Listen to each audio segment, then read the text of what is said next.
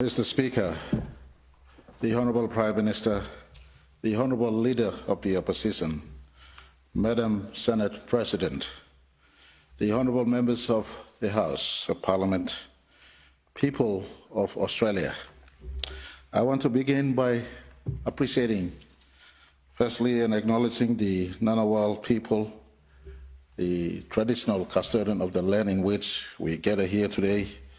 Yesterday, I was given an extraordinary honor and privilege to witness the welcome to country, and I want to appreciate the elders and people, past, today, and those who are emerging into the future.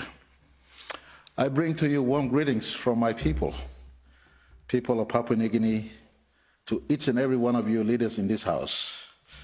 But more importantly, please, as you visit your constituent, convey our best wishes, our regards, but more importantly, our thankfulness to the good people who have been so kind and wonderful to my people.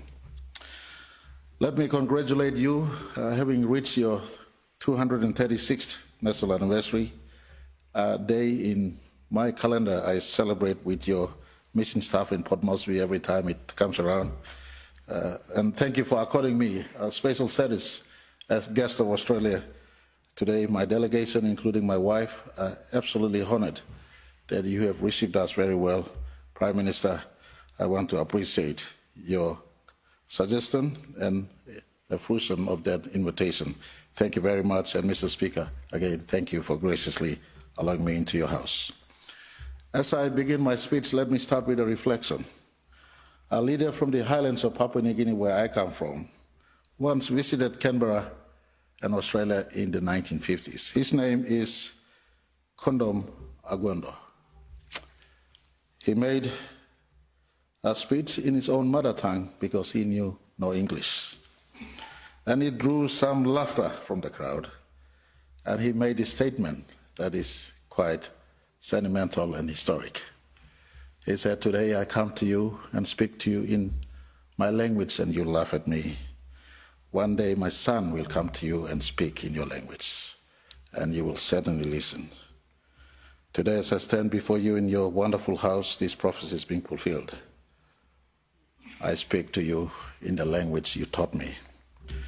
I hear every word that Prime Minister Albanese, the opposition leader, and I hear every word that Australia has been speaking and uttering to us since 1901, when you became your own sovereignty and your adoption of us into your family in 1906. As the prophecy of the father of my nation, one of the fathers of my nation, come to pass today, I come to you as their son, son of Papua New Guinea. I don't come to you as James Marape. And I speak as the chief servant of the people of the most diverse nation on the face of planet Earth. We have many tribes, many languages, but one nation. I am very deeply honored to be accorded this rare privilege, being the first Prime Minister of my country, to address the Australian Parliament. It is a high privilege I do not take for granted, and my people and myself will treasure this moment as a moment of honor for Papua New Guinea, and more importantly, Papua New Guinea-Australia relationship. Thus, it is with a profound sense of humility and responsibility that I am giving you this address. This is truly a historic moment for my country. And as I stand and gaze upon the halls of this magnificent building, I am reminded of the long journey you too have taken to arrive at this point and at this time and at this place.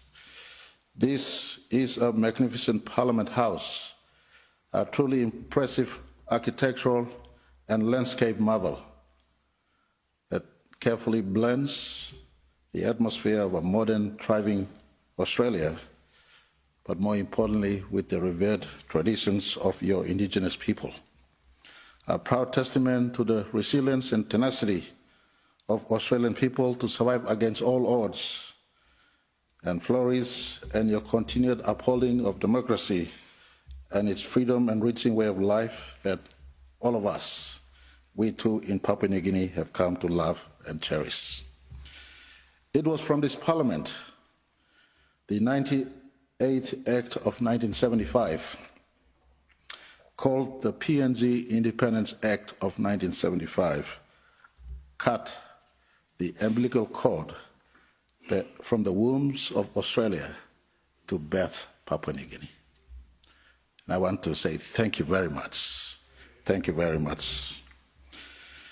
It was from this parliament that many decisions were made that have helped and shaped what Papua New Guinea was before 1975 and what Papua New Guinea is after 1975. This is why Papua New Guinea has a very special and very unique relationship with Australia. We are the only country Australia has bettered. Many young Papua New Guineans and perhaps Australians do not realize the depth of our shared history. Let me remind them. Barely out of colonization yourself, when 6 colonies merged into a federation that became an independent nation from Great Britain in 1901, Australia officially took over Papua New Guinea as its own colony in 1906 until you granted us independence in 1975. Through those years, our two people passed through the World War I periods, the great pandemic of the late 1900s, I think 1918 it was, or 1919. We passed through the depressions of